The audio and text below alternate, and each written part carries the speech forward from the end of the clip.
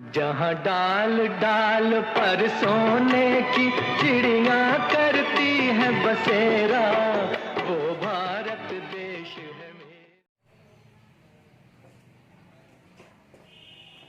मित्रों नमस्कार, Varun arts maths में आप लोगों का स्वागत है। आज हम लोग इंग्लिश में सब्जेक्ट वर्ब एग्रीमेंट पढ़ेंगे और किसी भी एग्जाम में यहाँ से क्वेश्चन बहुत पूछे जाते हैं।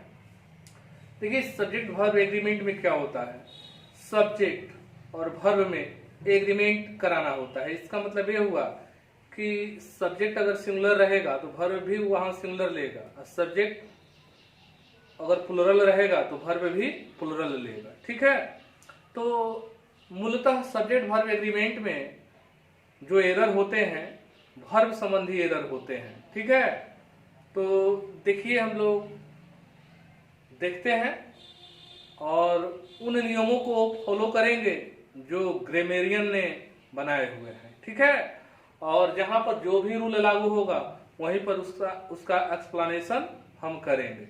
और आप लोगों का ये कर्तव्य होना चाहिए कि एक्सप्लेनेशन को समझें और उसे नोट डाउन भी कर लें, ताकि आपके भविष्य की किसी भी एग्जाम में ये सहयोग दे सके। ठीक है, आइए देखते हैं। लिखा हुआ है कि 2 miles beyond that pasture was seen hundreds of cattle including some lambs। ठीक है, लिखा हुआ है 2 miles beyond that pasture।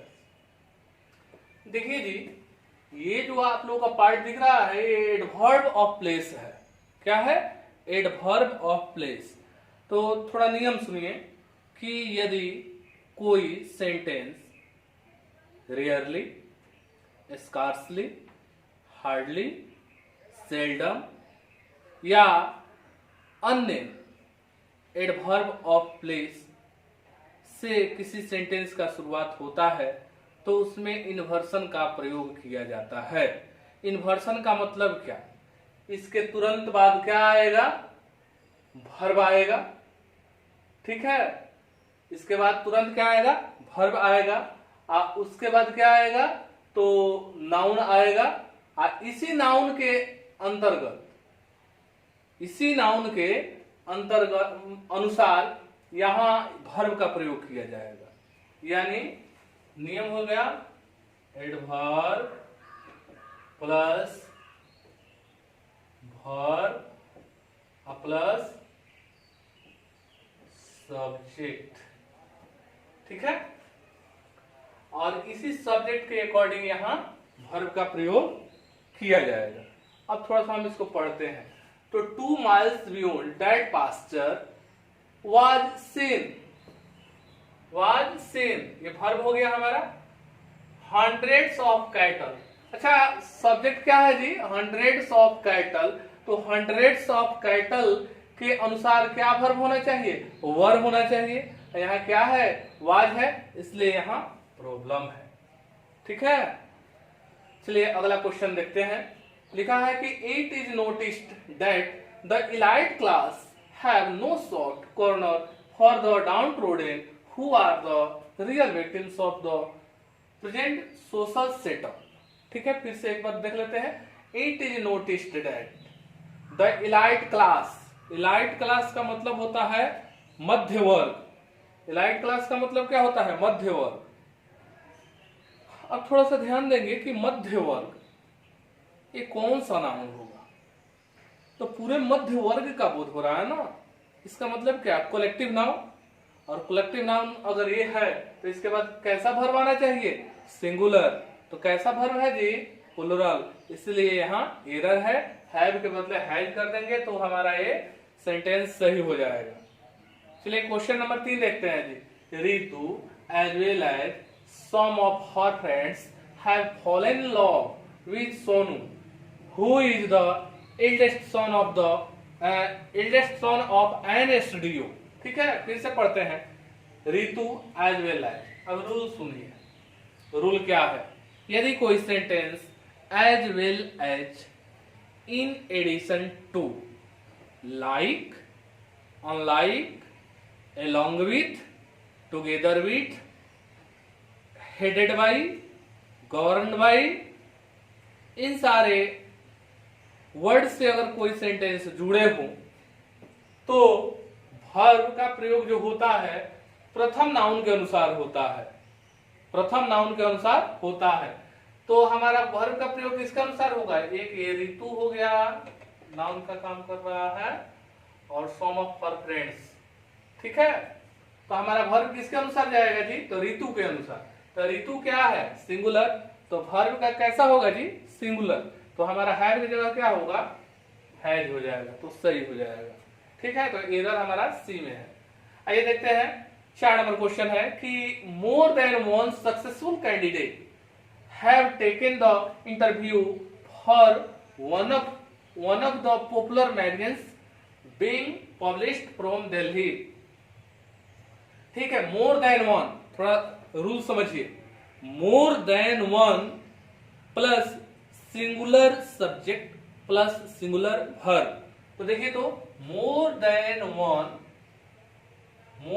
One successful candidate, singular subject हो गया, वर्ब कैसा आना चाहिए? सिंगुलर। तो यहाँ क्या है? प्लुरल, इसलिए यहाँ एरर है। हैव की जगह हैज कर देंगे, बिल्कुल सही हो जाएगा। चलिए अगला क्वेश्चन पर आते हैं। लिखा हुआ है कि इज देयर एनी डिफिकल्टीज। देखिए यही हम पढ़ रहे हैं तो थोड़ा सा मेरे दिमाग में मैटर आ जाएगा कि ये सेंटेंस जो जा रहा है इज से शुरू हुआ, या इसका मतलब क्या है कि ये इंट्रोगेटिव में जा रहा है। क्या जी?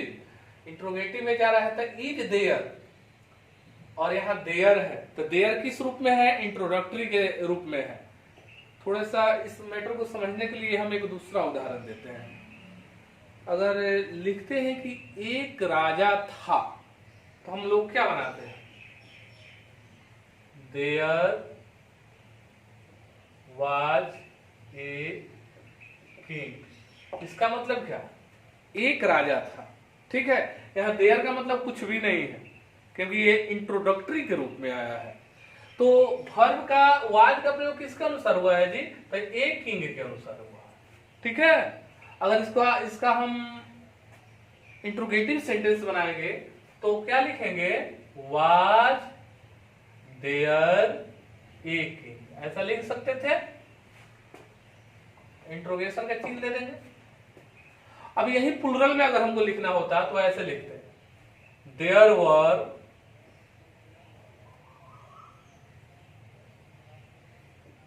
To Sands. मान लेते हैं कि 2 साधु थे, तो देयर वर टू सैंड्स। अगर कहें कि क्या 2 साधु थे, इसको कैसे कर देंगे? Were there two sands. अच्छा, वर्ब किसके अकॉर्डिंग जा रहा है जी? तो इस नाउन के अकॉर्डिंग जा रहा है, यानी यहाँ देयर का मतलब कुछ भी नहीं है ना। तो आइए इसी के आधार पर हम लोग समझते हैं। तो ये देयर जो आया, यहाँ ईज आया होगा, किसके अनुसार आया होगा? एनी डिफिकल्टीज के अनुसार आया होगा। एनी डिफिकल्टीज क्या है जी? प्लुरल है, तो इसके अनुसार क्या यहाँ आना चाहिए? आर आना चाहिए, और आर तो है नहीं, क्या है? इज है, इसलिए यहीं पर प्रॉब्लम है। चलिए ठीक है, अगला क्वेश्चन देखते हैं। The leader as well as his followers are fatally injured in the train accident which occurred last night near this railway crossing। अब आप लोग बिल्कुल ही समझ गए होंगे कि इसका आंसर क्या होगा। तो चलिए फिर से रूल एक बार रिपीट कर देते हैं कि यदि कोई sentence as well as, in addition to, along with, together with, guided by, governed by, headed by से जुड़ा हुआ हो, तो वर्ब का जो प्रयोग करते हैं हम प्रथम नाउन के अनुसार करते हैं। तो देखिए एज वेल एज से जुड़ गया ना 2 सेंटेंस, दो नाउन, द लीडर है और हिज फॉलोअर्स है। हमें वर्ब किसके अनुसार देना है? तो द लीडर के अनुसार देना है। तो द लीडर के अनुसार यहाँ वर्ब क्या आना चाहिए जी? इज ना, क्योंकि ये सिंगुलर है तो वर्ब भी सिंगुलर, इसलिए हमारा एरर कहां जाएगा? बी में जाएगा, ठीक है।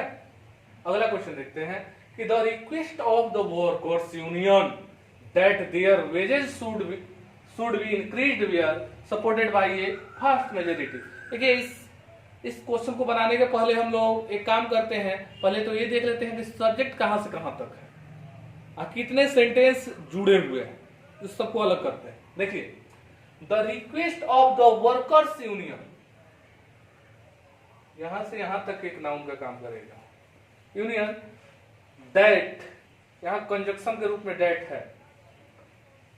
देयर वेजेज शुड बी, यहां से एक सेंटेंस शुरू हो रहा है, their wages should be increased. एक सेंटेंस यहां से यहां तक एक कंप्लीट हो गया।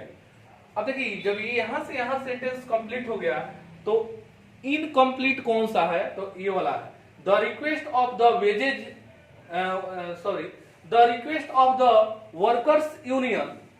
अब इसके बाद क्या आना चाहिए, वर्ब। हम किसके अनुसार वर्ब देंगे, तो थोड़ा सा एक रूल समझ लीजिए। यहाँ पर देखिएगा the request of the, of से जुड़ रहा है ना, तो ऑफ से जितना भी जुड़ जाए वो समझिएगा कि वो सब्जेक्ट का पार्ट होता है, मेन सब्जेक्ट नहीं होता है। तो मेन सब्जेक्ट क्या होता है, प्रीपोजिशन से पहले वाला वर्ड। तो इससे पहले क्या है, द रिक्वेस्ट है। क्या है, द रिक्वेस्ट है। तो इसी के अनुसार वर्ब जाएगा, तो यहाँ वर्ब का प्रयोग होगा। तो रिक्वेस्ट क्या है, सिंगुलर, तो यहाँ वर्ब कैसा आएगा, सिंगुलर, वाज। वाज रहेगा तो सही हो जाता, इसलिए एरर हमारा कहाँ है, सी में है। बातें समझ में आ गई होगी। इस सिंपल तरीका याद रखना है कि किसी भी प्रीपोजिशन के पहले जो पार्ट होता है वो रियल में नाउन होता है, ठीक है, उसी के अनुसार वर्ब का प्रयोग किया जाता है। ऐसे कहने के लिए यहां से यहां तक नाउन है, ये नाउन का पार्ट है, समझ गए ना, यहां से यहां तक नाउन का पार्ट है। लेकिन ओरिजिनल नाउन कौन है, जिसके अनुसार वर्ब का प्रयोग करना है, तो प्रीपोजिशन के पहले वाला पार्ट जो भी होता है उसी के अनुसार वर्ब का प्रयोग किया जाता है।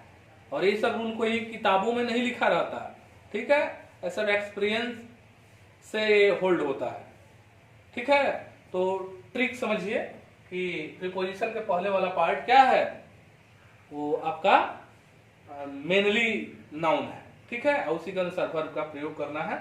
इसी के अनुसार वर्ब का यहाँ प्रयोग किए हैं, तो क्या होना चाहिए, वाज होना चाहिए। यहाँ वर्ब करके दिया हुआ है, इसलिए एरर हमारा यही है।